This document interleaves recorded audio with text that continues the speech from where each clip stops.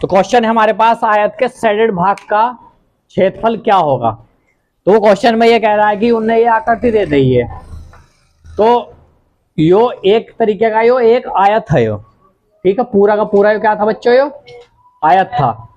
तो वो कह रहा है कि आयत को उसने चारों कोने पर से कट कर दिया, यानी ए बी सी डी। लेकिन अगर कट ना करते तो यो आयत है एक। अब अगर चारों कोने पर से कट कर रहा है तो वो पूछ रहा है कि बचे हुए भाग का शेडेड पोर्शन का जो है क्षेत्रफल क्या होगा।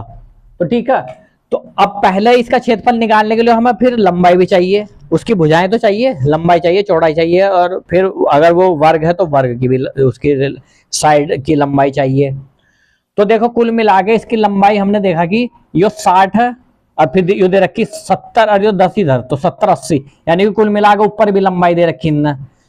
तो चौड़ाई, ये चौड़ाई है, तो 80 इसकी चौड़ाई हो गई, और 80 और 10 यानी 90 और 10 यानी 100, यानी कि कुल मिला के इसकी हमारी क्या हो गई, ये टोटल इसकी लंबाई 10 ये हो गई, और इसकी लंबाई 10 ये हो गई। तो इसकी लंबाई होगी कुल मिला के 100, और चौड़ाई इसकी हो गई 80।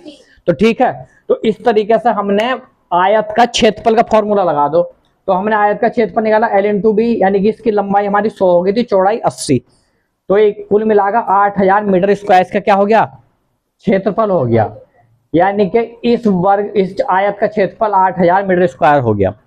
अब वो पूछ रहा है कि शेडेड भाग का जो है क्षेत्रफल क्या होगा। तो यानी कि इसके चारों कोनों पर क्या है, ये वर्ग है। कैसे, क्योंकि 10 मीटर इधर है, 10 मीटर इधर है, और 10 मीटर ये बढ़ा के 70, और 10 मीटर बढ़ा के 80, क्योंकि 10 मीटर ये दे रखी है ना नीचे, तो 60 70 80, यानी कि इसकी चौड़ाई 80 हो गई।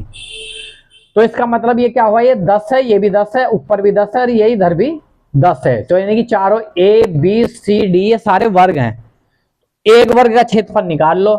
तो वर्ग का क्षेत्रफल क्या होता है, भुजा की घात 2, और वर्ग की भुजा क्या है 10, तो 10 9 100, यानी कि एक वर्ग का क्षेत्रफल हो गया हमारा 100, तो 4 वर्गों का क्षेत्रफल क्या हो जाएगा 400। तो ठीक है, तो आयत में से चारों कोने को घटा दो, तो यो पोर्शन बचेगा, शेडेड पोर्शन सारा। तो बस 8000 में से हमने 4000 मीटर स्क्वायर को घटा दिया, तो 7600 मीटर स्क्वायर हमारा क्या आ गया, यो आ गया हमारा शेडेड पोर्शन का क्षेत्रफल। अब दूसरा क्वेश्चन ये है, ये पूछ रहा है कि इसमें भी शेडेड भाग का क्या बताना है, क्षेत्रफल बताना है। अब देखो कि ये शेडेड भाग जितने भी हैं ये आयत बन रहे हैं, या ये एक तरीके से वर्ग बन रहे हैं। तो इसमें हम क्या काम करेंगे, पहले तो देखो ये एक दे रखा है इनने, यानी कि इसकी लंबाई, एक आयत तो हमारा ये हो जाएगा, ये वाला ये आयत हो गया, तो 5 रहेगी, यानी कि इसका क्षेत्रफल कितना हो जाएगा, 1 गुणा 5 बराबर ही हो जाएगा 5, और ये 1 गुणा 4, तो इसका कितना हो जाएगा 1 गुणा 4, तो 4 इसका हो जाएगा। ठीक है, साथ ही साथ 1 गुणा 4 ये भी आयत ही बन रहा है, तो आयत यानी कि ये भी आयत है, ये भी आयत है, ये भी आयत, तो इनमें सभी में फॉर्मूला लग जाएगा लंबाई गुणा चौड़ाई। अगर हम शेडेड भाग का क्षेत्रफल निकालना चाहते हैं तो इसका क्षेत्रफल भी कुल मिला के क्या आ जाएगा 4 इंटू 1, तो ये भी 4 हो जाएगा, है ना। तो यानी कि ये भी 4 हो गया, तो इसका भी 4 हो गया, ये भी 4, और ये वाला भी 4, ये भी हमारा 4 है, और ये हमारा 5 है ये। तो सबको जोड़ लो, 5 + 4 + 4, तो 13 मीटर स्क्वायर। तो इसमें 3 आयत बने थे, और उसमें हमने फॉर्मूला लगाया लंबाई गुणा चौड़ाई का क्षेत्रफल निकालने के लिए।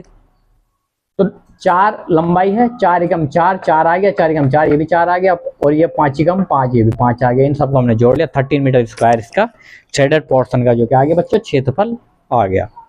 इसमें हमें समझना बस यही है, इसकी लंबाई और चौड़ाई को, साइडों की जो भुजाएं हैं या जो भी इसमें दे रखी हैं साइडें, उसकी हमें देख देंगी, उसकी लंबाई और चौड़ाई कैलकुलेट कर लो बस। दूसरा काम ये कर लो कि उसमें वर्ग कौन सा है, उसमें आयत कौन सा है, बस ये पता लगा लो, फिर फॉर्मूला तो हमें पता ही है आयत का भी और वर्ग का भी। भाई ये अगर हमें पता चल गया तो फिर बस जिस पोर्शन को वो पूछ रहा है वो पोर्शन का हम कैलकुलेट कर लेंगे उसका। That's all.